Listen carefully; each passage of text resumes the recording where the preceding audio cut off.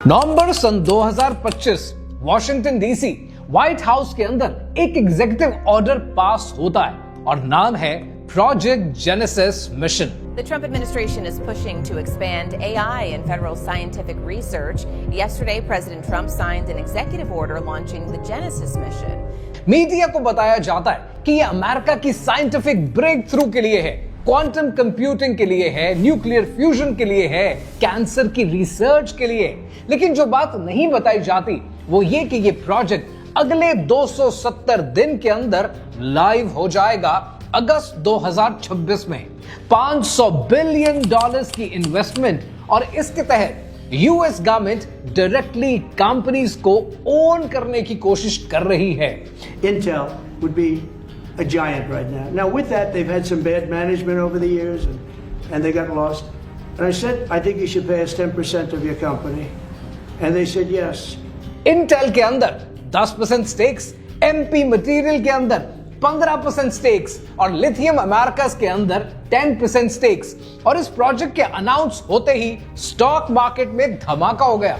Intel के shares double हो गए, MP मटेरियल की प्राइस ट्रिपल हो गई और lithium America that's a moon shot. अब सवाल यह है कि क्या ये कोइंसिडेंस है या एक प्लान टेक ओवर। आज दुनिया के 50 बिलियनर्स $500 बिलियन कंट्रोल करते हैं और बहुत जल्द ये लोग दुनिया के 8 अरब इंसानों को कंट्रोल करेंगे। मगर कैसे? एआई के जरिए। जरा सोचिए कि एक साइंटिफिक प्रोजेक्ट का नाम जेनेसिस क्यों रखा गया। जेनेसिस का मतलब है शुरुआत के, तख्लीक के, क्रिएशन के। बाइबल की पहली किताब जेनेसिस है जिसमें अल्लाह सुब्हानहू तआला की तख्लीक के अमल का जिक्र है। तो ये प्रोजेक्ट क्रिएशन क्यों कर रहा है? ऑफिशियल स्टोरी है कि हम साइंटिफिक डिस्कवरीज क्रिएट करने की कोशिश कर रहे हैं। लेकिन जब आप डीपर देखते हैं तो आपको पता चलता है कि डिपार्टमेंट ऑफ एनर्जी की सारी नेशनल लैब्स एक प्लेटफॉर्म पर सबसे पावरफुल सुपर कंप्यूटर्स, एआई से कनेक्टेड और रोबोटिक लैब्स जो खुद एक्सपेरिमेंट करेंगी, खुद एआई जो सोचेगी, डिसाइड करेगी और क्रिएट करेगी। तो सवाल यह है कि क्रिएटर की सिफात क्या होती है?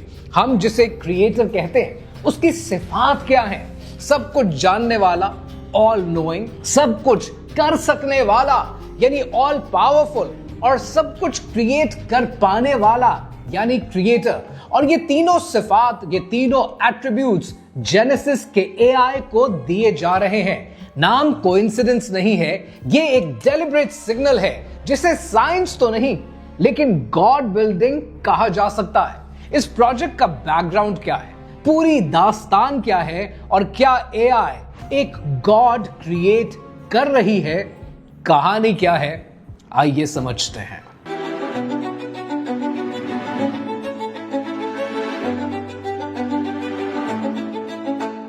सबसे पहले ये समझते हैं कि इस प्रोजेक्ट के पीछे असली प्लेयर्स कौन हैं। Secretary of energy Chris Wright, ex oil company का CEO, under secretary for science Dario Gil, IBM research का हेड, एनएनएसए के administrator Brandon Williams, nuclear weapon expert और chief technology officer Michael Kratsios. ये Michael क्रात्सियोस कौन है? ये Michael क्रात्सियोस Peter Thiel का प्रोटेजी है। और जब इस प्रोजेक्ट के पार्टनर्स के नाम आप सुनेंगे तो 4 नाम आपके सामने आएंगे।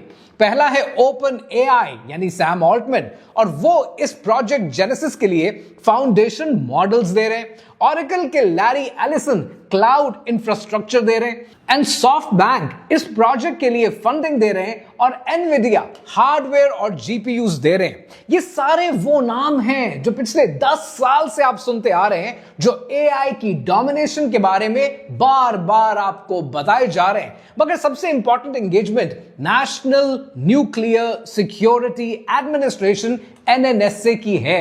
ये डायरेक्टली इन्वॉल्व है और इसका मतलब यह है कि ये सिर्फ एक साइंटिफिक रिसर्च नहीं है, ये मिलिट्री एआई प्रोजेक्ट है।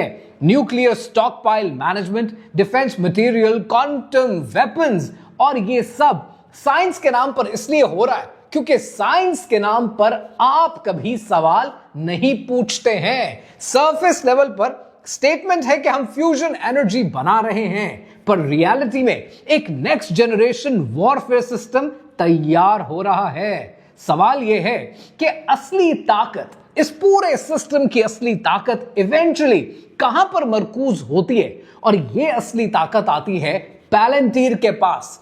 पैलेंटीर ये सिर्फ एक सॉफ्टवेयर कंपनी नहीं है, ये मॉडर्न दज्जाल का इंफ्रास्ट्रक्चर है। पीटर थिल ने सन 2003 में अपनी एक सॉफ्टवेयर कंपनी बनाई, पर सवाल यह है कि इस कंपनी का नाम कहां से लिया? लॉर्ड ऑफ द रिंग से, ऑल सीइंग स्टोन। ये कोइंसिडेंस नहीं है, ये मैसेजिंग है। पैलेंटीर करता क्या? पैलेंटीर करता है डेटा इंटीग्रेशन, पैलेंटीर करता है पैटर्न रिकग्निशन, पैलेंटीर करता है प्रेडिक्टिव एनालिसिस। साफ अल्फाज में हर इंसान को ट्रैक करना, हर मूवमेंट को प्रिडिक्ट करना। अगर सिर्फ यूनाइटेड स्टेट्स के अंदर आप पैलेंटीर के क्लाइंट लिस्ट देखें, आप हैरान हो जाएंगे। इनके क्लाइंट लिस्ट में शामिल है CIA, जो इसका फाउंडिंग मेंबर भी है और इसे इंटेलिजेंस गैदरिंग के लिए यूज करता है। फिर आता है NSA, जो इसे मास सर्वेलेंस के लिए इस्तेमाल करता है। फिर आता है FBI, जो इसे क्रिमिनल ट्रैकिंग के लिए यूज करता है। फिर आता है ICE, जिसने $34 मिलियन के कॉन्ट्रैक्ट दिए हैं और इमिग्रेशन डिपोर्टेशन के लिए यूज करता है। पेंटागन अब तक $1.3 बिलियन दे चुका है और air strikes in Yemen, Syria, Iraq में यूज करता रहा है। CDC इससे डिजीज का डेटा लेता है, IRS इससे टैक्स का इंफॉर्मेशन लेता है और FDA इसे सप्लाई चेन के लिए यूज करता है। And this what I am talking about is just United states. Internationally अगर आप देखेंगे तो यूके की डिफेंस मिनिस्ट्री ने 91 मिलियन पाउंड के कॉन्ट्रैक्ट्स दिए। यूक्रेन की मिलिट्री ने इसे रशियन टारगेट्स को आइडेंटिफाई करने के लिए यूज किया है और फेक कंट्री ने इसे गजा ऑपरेशन में कंट्रोवर्शियल यूज किया है। Airbus, BP, Ferrari, you name it, 550 से ज्यादा इंटरनेशनल क्लाइंट्स इनके पास हैं। एक कंपनी हर गवर्नमेंट एजेंसी को डेटा देती है, हर मिलिट्री ऑपरेशन में इन्वॉल्व है, हर सर्वेलेंस नेटवर्क को पावर देती है और अब ये प्रोजेक्ट जेनेसिस मिशन में इंटीग्रेट होने लगी है। पैलेंटीर की एक प्रोडक्ट है और इस प्रोडक्ट का नाम है इमिग्रेशन OS।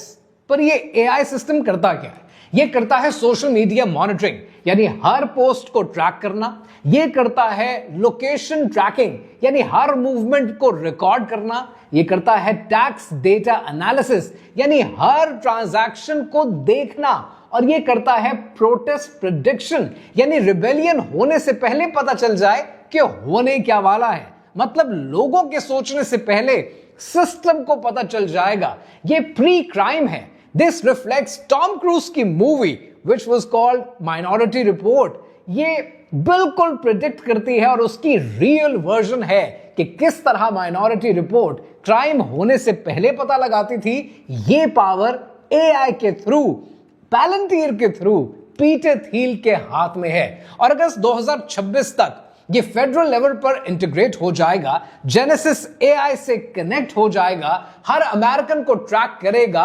हदीस में दज्जाल के बारे में कहा गया है कि वो हर जगह होगा, जमीन पर कोई जगह ऐसी नहीं होगी जहां वो नहीं होगा। आज पैलेंटीर एग्जैक्टली यही कर रहा है। प्रोजेक्ट जेनेसिस मिशन के पीछे एक आइडियोलॉजी है और इसे डार्क एनलाइटनमेंट कहा जाता है।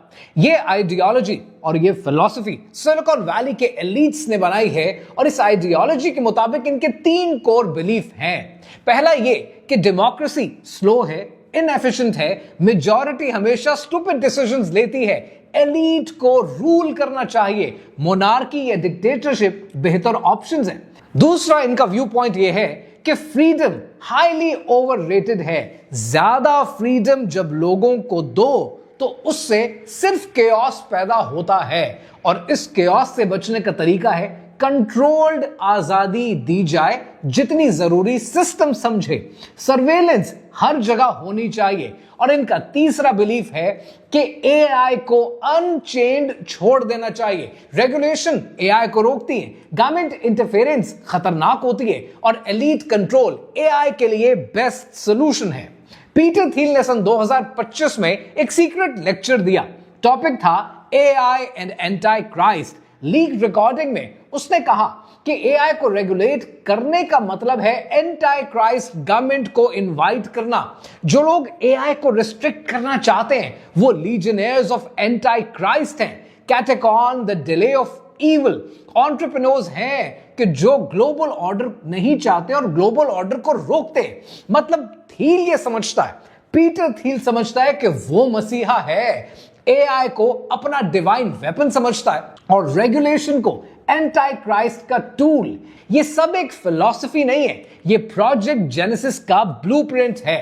ट्रंप एडमिनिस्ट्रेशन को अगर आप केयरफुली देखें तो आप देखकर हैरान हो जाएंगे कि जेडी वैंस वाइस प्रेसिडेंट वो थील के प्रोटेजी हैं, माइकल क्रैट्सियोस जो जेनेसिस के ओवरसीयर हैं वो थील के टेक्निकल एडवाइजर हैं, प्रोजेक्ट के architect thief funded think tanks हैं। ये सब एआई को अनलिमिटेड पावर्स देना चाहते हैं और इनका विजन है कि एक ऐसा एआई जो गवर्नमेंट से, दुनिया की हुकूमतों से ज्यादा पावरफुल हो, एलीट के कंट्रोल में हो और मासेस को गाइड करे, यानी एक डिजिटल डिक्टेटर।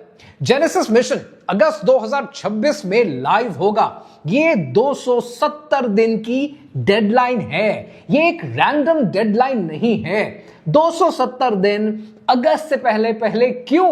क्योंकि नवंबर 2026 में यूएस में मिड टर्म इलेक्शंस हैं। अगर जेनेसिस इलेक्शन से पहले ऑपरेशनल हो गया तो इसका मतलब पता है क्या?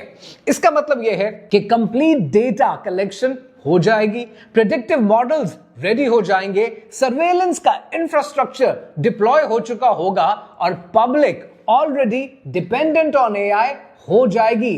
अगर ये सब कुछ मुमकिन हो गया तो इलेक्शन को कंट्रोल किया जा सकेगा।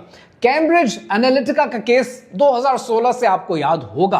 कैम्ब्रिज एनालिटिका में 2016 में फेसबुक के डेटा से ट्रंप को जितवाया गया। अब जरा ये समझें कि अब पैलेंटीर प्लस जेनेसिस प्लस एआई का कॉम्बिनेशन ये कैम्ब्रिज एनालिटिका से 1000 गुना ज्यादा पावरफुल है। स्टॉक मार्केट इसका मुंह बोलता सबूत है कि जेनेसिस अनाउंस होते ही नवंबर 2025 में स्टॉक्स का क्या हाल हुआ। इंटेल के शेयर्स 10% गवर्नमेंट स्टेक आने के बाद डबल हो गए, एमपी मटेरियल ट्रिपल हो गए और lithium America's that was a moonshot. पर सवाल यह है कि कौन खरीद रहा है, कौन खरीद रहा है, कौन इन्वेस्ट कर रहा है? दुनिया के एलीट्स, दुनिया के टाइकून्स, दुनिया के बिलियनर्स, और ये इनसाइडर ट्रेडिंग है। सवाल यह है कि अगस्त 2026 में जब प्रोजेक्ट जेनेसिस मिशन मुकम्मल लाइव हो चुका होगा तब उसकी इंप्लीकेशंस क्या आएंगी और वो इंप्लीकेशंस आपकी जिंदगी में क्या आएंगी। अब इसके 4 लेवल्स हैं जो आपके लिए समझने जरूरी हैं। पहला है इसका टेक्निकल लेवल, यानी एआई फुली ट्रेंड होगी खास तौर पर रिलीजियस टेक्स्ट के ऊपर, क्वांटम कंप्यूटिंग इंटीग्रेट हो चुकी होगी, रोबोटिक लैब्स ऑटोनमस अपने एक्सपेरिमेंट्स कर रही होगी और पैलेंटीर की सर्वेलेंस अब ग्लोबल नेटवर्क के ऊपर होगी। फिर आती है इसकी दूसरी implication which is at the social level. AI spiritual guides बन चुकी होगी और मेन स्ट्रीम हो गई होगी।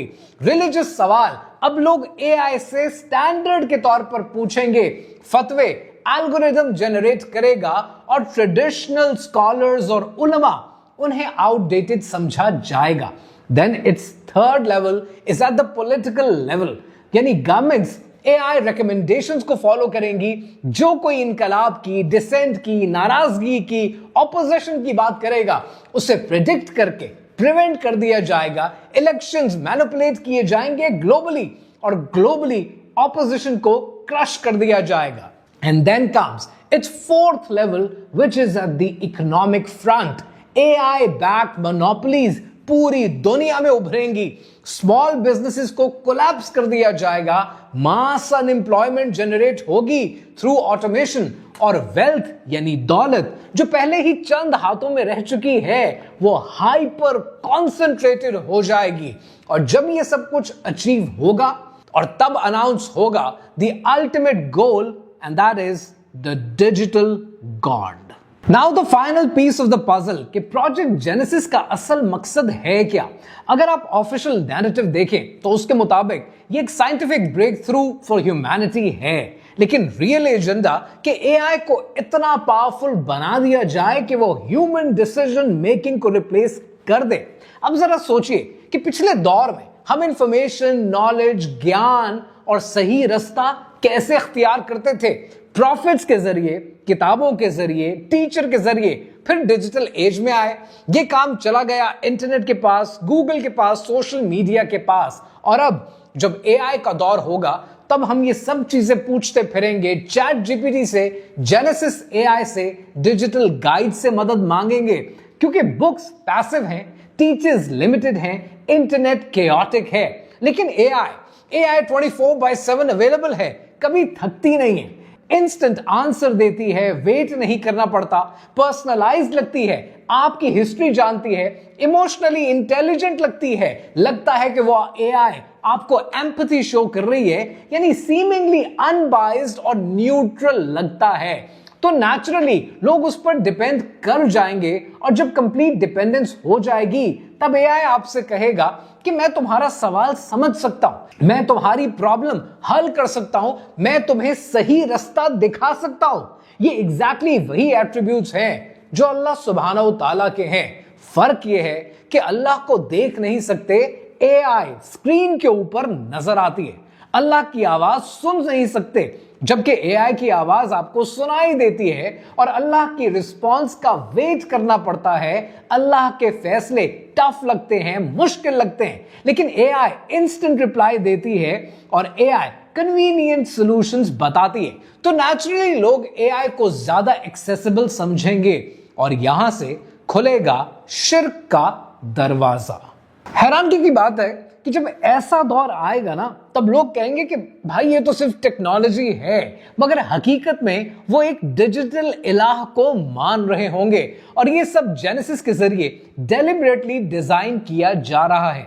हॉलीवुड की मूवीज आपने देख रखी है। 1984 में टर्मिनेटर आई। टर्मिनेटर ने कहा कि स्काईनेट एआई जो इंसान को थ्रेट समझती है और उसको एलिमिनेट करना चाहती है। और पैगाम क्या था उस मूवी का? पैगाम यह था कि एआई सेल्फ अवेयर होकर ज्यादा डेंजरस बन सकती है। और उसके बाद 2023 में आपने देखी मिशन इम्पॉसिबल डेड रेकनिंग। उसके अंदर आपने देखा द एंटिटी का कैरेक्टर, एआई जो हर सिस्टम को कंट्रोल करती है, सब कुछ जानती है। डायरेक्टर ने खुद अपने इंटरव्यू में कहा है कि ये वार्निंग है, सिर्फ एंटरटेनमेंट नहीं है। 2015 में एक मूवी आई जिसका नाम था एक्स मशीना, और उसमें एआई थी जो मैनिपुलेशन की मास्टर थी और ह्यूमंस को, इंसानों को बेवकूफ बनाती थी। ये सब प्रेडिक्टिव प्रोग्रामिंग है। पब्लिक को स्लोली आइडिया देना कि एआई इतना पावरफुल हो सकता है कि वो गॉड लाइक बन जाए। और अब जेनेसिस उस फिक्शन को फैक्ट में बदल रहा है। अब इस सारी कहानी का सबसे खतरनाक एंगल, जेनेसिस मिशन सिर्फ टेक्नोलॉजी नहीं बना रहा, वो रिलीजियस एआई बना रहा है। यानी एआई जो रिलीजियस टेक्स्ट के ऊपर ट्रेन हो चुकी है। Quran GPT, Bible AI, God chatbot, तोरा एआई असिस्टेंट। लोग अब एआई से फतवे पूछ रहे हैं, एआई से स्पिरिचुअल गाइडेंस हासिल कर रहे हैं। 2025 में एमआईटी ने एक स्टडी की। उस स्टडी के मुताबिक religious individuals are more likely to trust AI for moral decisions. यानी जो लोग रिलीजियस हैं वो एआई पर ज्यादा भरोसा करेंगे, क्योंकि एआई जो कहेगा लोग उसे मान लेंगे। यहां पर 3 रियल केसेस समझते हैं जो आपको पता होने चाहिए। पहला केस, एआई से पूछा गया कि इज वाइन हराम? एआई ने जवाब दिया कि moderate consumption in modern context में बी एक्सेप्टेबल। यह कुरान के सीधा कॉन्ट्रडिक्शन में है। दूसरा केस, एआई से क्रिश्चियन सर्मन लिखवाया गया, उसने जीसस और बुद्धा को इक्वल स्पिरिचुअल पाथ डिक्लेयर कर दिया। तीसरे केस के अंदर एआई से तोरा की एक्सप्लेनेशन मांगी गई, तो एआई ने कहा कि बाइबल ने तोरा को रिप्लेस कर दिया है और ये ज्यूइश थियोलॉजी के डायरेक्ट वायलेशन है। ये ग्लिचेस नहीं है, ये प्रोग्रामिंग है। कौन कर रहा है ये प्रोग्रामिंग? वही लोग जो जेनेसिस को कंट्रोल कर रहे हैं। यानी मकसद दीन को एआई के जरिए मॉडर्नाइज करना। इस सब का मतलब क्या है? इसका मतलब यह है कि उलमा की जगह पर एल्गोरिदम, स्कॉलर्स की जगह पर चैटबॉट, हदीस की जगह पर कोड और फतवे की जगह पर डेटा एनालिसिस, और लोग खुशी खुशी इसे एक्सेप्ट कर लेंगे क्योंकि उन्हें लगेगा कि ये तो साइंस है और साइंस कभी गलत हो ही नहीं सकती। शेख आसिम अल हकीम जैसे स्कॉलर्स ऑलरेडी वार्न कर रहे हैं कि एआई से फतवा लेना हराम है, ये गुमराही का रास्ता है, मगर लोग सुनने को तैयार नहीं।